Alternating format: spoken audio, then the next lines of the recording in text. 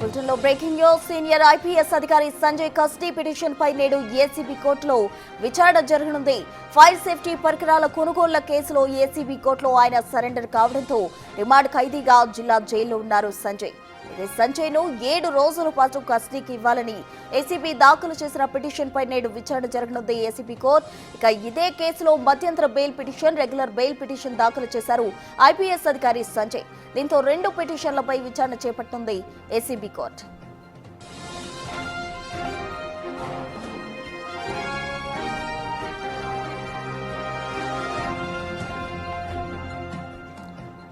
Breaking news చూస్తూ ఉన్నాం. Senior IPS అధికారి సంజయ్ కస్టడీ పిటిషన్ కు సంబంధించి ఏసీబీ కోర్టులో ఈ రోజు విచారణ జరగబోతోంది. అటు ఫైర్ సేఫ్టీ పరికరాల కొనుగోళ్లకు సంబంధించి ఏసీబీ కోర్టులో ఆయన సరెండర్ కావడంతో రిమాండ్ ఖైదీగా జిల్లా జైల్లో ఉన్నారు సంజయ్. అయితే సంజయ్ ను 7 రోజుల పాటు కూడా కస్టడీకి ఇవ్వాలని ఏసీబీ దాఖలు చేసిన పిటిషన్ కు సంబంధించి ఈ రోజు విచారణ జరగబోతోంది.